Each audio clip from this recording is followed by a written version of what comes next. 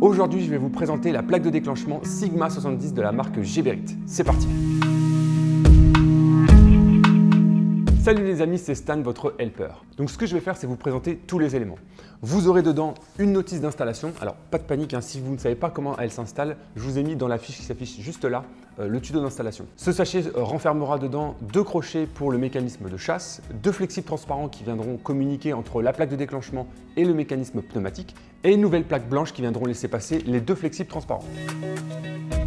Ensuite, le flexible couplé au Y. Alors ce qu'il faut savoir avec ce Y, c'est qu'il viendra se raccorder sur le robinet d'alimentation de votre bâti support. Ensuite, il viendra alimenter 2 parties qui sont le mécanisme pneumatique et le flotteur qui viendra s'accorder juste ici. Il ne faudra pas se tromper de sens puisque ce Y renferme un filtre qui viendra protéger le mécanisme pneumatique. Donc vraiment, il ne faudra pas inverser ces 2 parties-là. Oui, vous avez bien entendu le mécanisme. Oui, vous avez bien entendu, le mécanisme pneumatique fonctionne exclusivement avec de l'eau. Alors voici le monstre. Pour moi, c'est l'une des pièces maîtresses. La pièce fait visuellement très travaillée et on est loin de s'imaginer ce qu'il se passe à l'intérieur. Aucun composant électronique, tout fonctionne par une réaction en chaîne créée par l'air et l'eau. Franchement, bravo les ingénieurs. Et je vous présente enfin la plaque Sigma 70 blanche, ultra premium. Un trait pour définir la grande et petite chasse, la marque, c'est tout.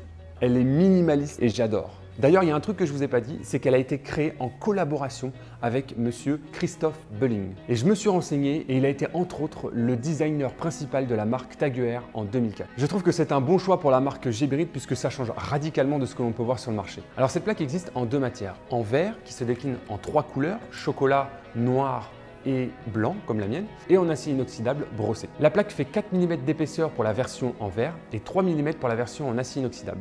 Et elle ne nécessite que de 3 mm de pression, de course pour déclencher la chasse d'eau. Et je peux vous dire que c'est vraiment très court et agréable à l'utilisation. C'est comme si vous appeliez un ascenseur.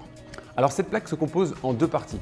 Il y a la plaque de finition et derrière la plaque de support qui va permettre de la maintenir. Et vous aurez 2 bras de fixation qui viendront verrouiller la plaque de support. Quand on va tirer la chasse, la pression exercée va informer le mécanisme pneumatique de tirer la chasse. Et là, c'est magique. Tout un cheminement hydraulique se met en place dans le système pour tirer la chasse, sans donner le moindre effort et en silence. Là, c'est la classe.